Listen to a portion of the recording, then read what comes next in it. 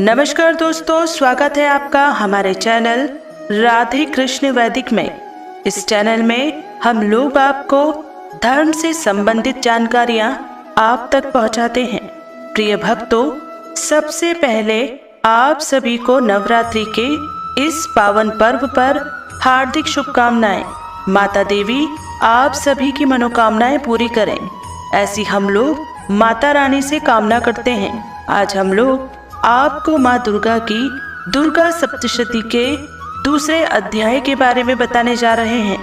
दुर्गा सप्तशती में कुल 13 अध्याय हैं। इन सभी 13 अध्यायों को हम आप सभी प्रिय भक्तों के लिए श्रवण करेंगे। वीडियो पसंद आए तो दिल से एक लाइक जरूर करें और हमारे चैनल राधे कृष्ण वैदिक को सब्सक्राइब जरूर करें। कमेंट में जय माँ दुर्गा लिखना ना भूलें। तो चलिए शुरू करते हैं। जय माँ दुर्गा, हर हर महादेव। दूसरा अध्याय। महर्षि मेधा बोले, प्राचीन काल में देवताओं और असुरों में पूरे 100 वर्ष तक घोर युद्ध हुआ था। उनमें असुरों का स्वामी महिषासुर था और देवराज इंद्र देवताओं के नायक थे। इस युद्ध में देवताओं की सेना परास्त हो गई थी और इस प्रकार संपूर्ण देवताओं की जीत महिषासुर इंद्र बन बैठा था। युद्ध के पश्चात हारे हुए देवता प्रजापति श्री ब्रह्मा को साथ लेकर उस स्थान पर पहुंचे जहां पर कि भगवान शंकर विराजमान थे। देवताओं ने अपनी हार का सारा वृत्तांत भगवान श्री विष्णु और शंकर जी से कह सुनाया। वह कहने लगे, हे प्रभु, महिषासुर सूर्य, इंद्र, अग्नि, वायु, चंद्रमा, यम, वरुण तथा अन्य देवताओं के सब अधिकार छीनकर सबका अधिष्ठाता स्वयं बन बैठा है। उसने समस्त देवताओं को स्वर्ग से निकाल दिया है। वह मनुष्यों की तरह पृथ्वी पर विचर रहे हैं। दैत्यों की सारी करतूत आपको सुना दी है और आपकी शरण में इसलिए आए हैं कि आप उनके वध का कोई उपाय सोचो। देवताओं की बातें सुनकर भगवान श्री विष्णु और शंकर जी को दैत्यों पर बड़ा गुस्सा आया। उनकी भौहें तन गई और आंखें लाल हो गई। गुस्से में भरे हुए भगवान विष्णु के मुख से बड़ा भारी तेज निकला और उसी प्रकार का तेज भगवान शंकर, ब्रह्मा और इंद्र आदि दूसरे देवताओं के मुख से प्रकट हुआ। फिर वह सारा तेज एक में मिल गया और तेज का पुंज वह ऐसे दिखता था जैसे कि ज्वालायमान पर्वत हो। देवताओं ने देखा कि उस पर्वत की ज्वाला चारों ओर फैली हुई है और देवताओं के शरीर से प्रकट हुए तेज की किसी अन्य तेज से तुलना नहीं हो सकती थी। एक स्थान पर इकट्ठा होने पर वह तेज एक देवी के रूप में परिवर्तित हो गया और अपने प्रकाश से तीनों लोकों में व्याप्त जान पड़ा। वह भगवान शंकर का तेज था। उससे देवी का मुख प्रकट हुआ। यमराज के तेज से उसके शीर के बाल बने। भगवान श्री विष्णु के तेज से उसकी भुजाएं बनी। चंद्रमा के तेज से दोनों स्तन और इंद्र के तेज से जंघा और पिंडली तथा पृथ्वी के तेज से नितंब बाग बना। ब्रह्मा के तेज से दोनों चरण और सूर्य के तेज से उनकी उंगलियां पैदा हुई और वसुओं के तेज से हाथों की उंगलियां एवं कुबेर के तेज से नासिका बनी। प्रजापति के तेज से उसके दांत और अग्नि के तेज से उसके नेत्र बने। संध्या के तेज से उसकी भौहें और वायु के तेज से उसके कान प्रकट हुए थे। इस प्रकार उस देवी का प्रादुर्भाव हुआ था। महिषासुर से पराजित देवता उस देवी को देखकर अत्यंत प्रसन्न हुए। भगवान शंकर ने अपने त्रिशूल में से एक त्रिशूल निकालकर उस देवी को दिया और भगवान विष्णु ने अपने चक्र में से एक चक्र निकालकर उस देवी को दिया। वरुण ने अपने चक्र में से एक चक्र निकालकर उस देवी को दिया। वरुण ने देवी को शंख भेंट किया। अग्नि ने इसी शक्ति दी। वायु ने उसे धनुष और बाण दिए सहस्त्र नेत्रों वाले श्री देवराज इंद्र ने उसे अपने वज्र से उत्पन्न करके वज्राद्या और ऐरावत हाथी का 1 घंटा उतारकर देवी को भेंट किया। यमराज ने उसे कालदंड में ले एक दंड दिया, वरुण ने उसे पाश दिया, प्रजापति ने स्फटिक की माला दी और ब्रह्मा जी ने उसे कमंडलू दिया।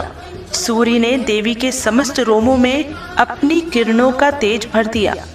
काल ने उसे चमकती हुई ढाल और तलवार दी तथा उज्ज्वल हार और दिव्य वस्त्र उसे भेंट किए और इनके साथ ही उसने दिव्य चूड़ामणि दी, 2 कुंडल, कंकड़, उज्ज्वल अर्धचंद्र, बाहों के लिए बाजूबंद, चरणों के लिए नुपुर, गले के लिए सिंदूर, हसली और उंगलियों के लिए रत्नों की बनी हुई अंगूठियां उसे दी। विश्वकर्मा ने उनको फरसा दिया और उसके साथ ही कई प्रकार के अस्त्र और अभेद कवच दिए और इसके अतिरिक्त उसने उसे कभी ना कुम्हलाने वाली सुंदर कमलों की मालाएं भेंट की। समुद्र ने सुंदर कमल का फूल भेंट किया। हिमालय ने सवारी के लिए सिंह और तरह तरह के रत्न देवी को भेंट किए। यशराज कुबेर ने मधु से भरा हुआ पात्र और शेषनाग ने उन्हें बहुमूल्य मणियों से विभूषित नागाहार भेंट किया। इसी तरह दूसरे देवताओं ने भी उसे आभूषण और अस्त्र देकर उसका सम्मान किया। इसके पश्चात देवी ने उच्च स्वर में गर्जना की। उसके इस भयंकर नाद से आकाश गूंज उठा। देवी का वह उच्च स्वर से किया हुआ सिंहनाद समा न सका। आकाश उनके सामने छोटा प्रतीत होने लगा। उससे बड़े जोर की प्रतिध्वनि हुई, जिससे समस्त विश्व में हलचल मच गई और समुद्र कांप उठे, पृथ्वी डोलने लगी और सबके सब पर्वत हिलने लगे।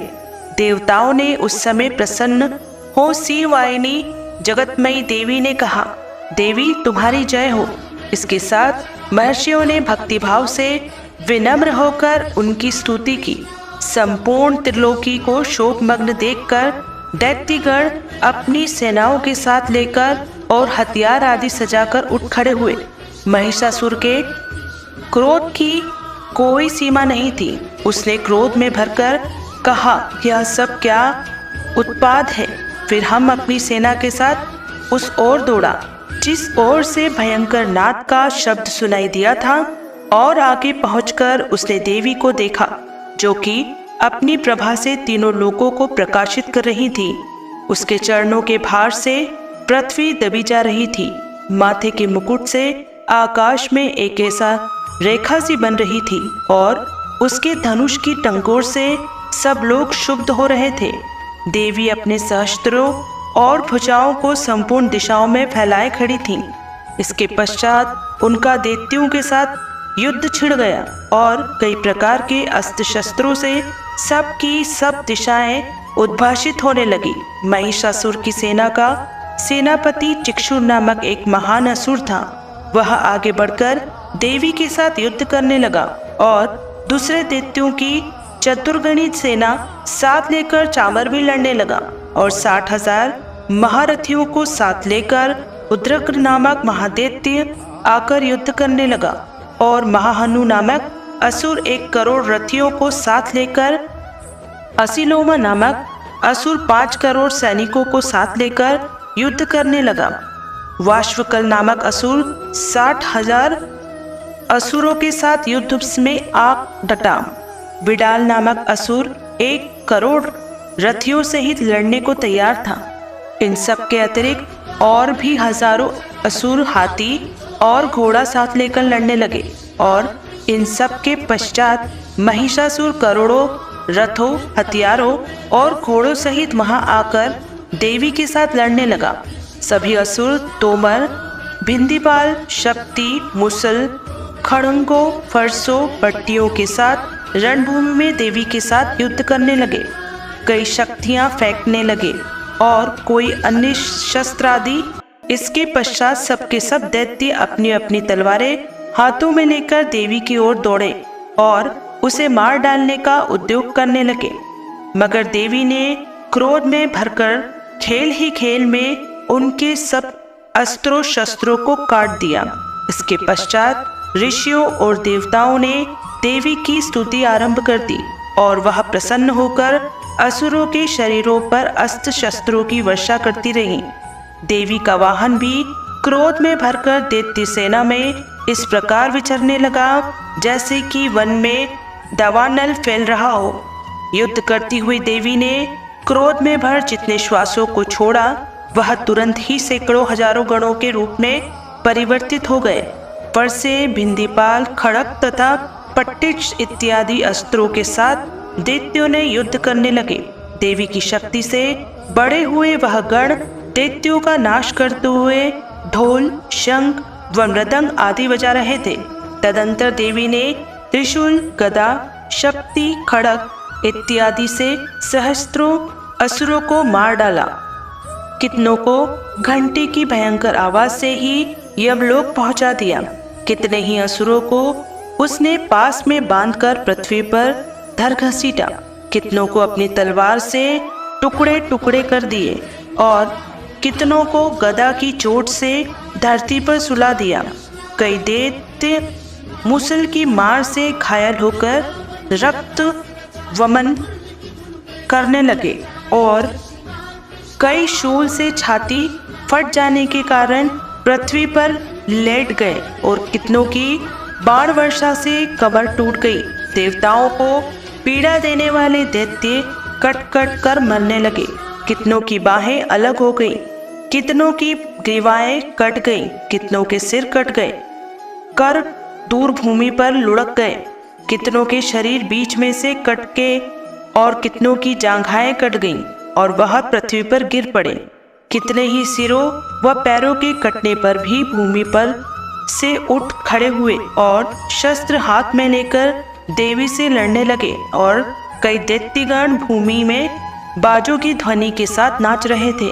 कई असुर जिनके सिर कट चुके थे बिना सिर के धड़ से ही हाथ में शस्त्र लिए हुए लड़ रहे थे।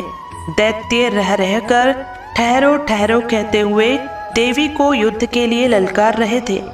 जहाँ पर यह घोर संग्राम हुआ था वहाँ की भूमि रथ, हाथी, घोड़े और असुरों की लाशों से भर गई थी और असुर सेना के बीच में रक्तपाल होने के कारण रुधिर की नदियां बह रही थी और इस तरह देवी ने असुरों की विशाल सेना को क्षण भर में इस तरह से नष्ट कर डाला जैसे तृणकाष्ठ के बड़े समूह को अग्नि नष्ट कर डालती है। और देवी का सिंह भी गर्दन के बालों को हिलाता हुआ और बड़ा शब्द करता हुआ असुरों के शरीरों में मानो उनके प्राणों को ढूंढ रहा था। वहां देवी के गणों ने जब दैत्यों के साथ युद्ध किया तो देवताओं ने प्रसन्न होकर आकाश से उन पर पुष्प की वर्षा की। तो भक्तों, आज के लिए केवल इतना ही। हम आशा करते हैं कि हमारी प्रस्तुति आपको पसंद आई होगी। अपने विचार अभिव्यक्त करने के लिए कमेंट करें, वीडियो को लाइक करें, शेयर करें और कृपया करके चैनल को सब्सक्राइब जरूर से करें। हम लोग आपके मंगल जीवन की कामना करते हैं। सदा स्वस्थ रहें, मस्त रहें और व्यस्त रहें। मिलते हैं अगले वीडियो में। तब तक आप लोग अपना ध्यान रखिएगा। जय माँ दुर्गा, जय जय श्री राम, हर हर महादेव।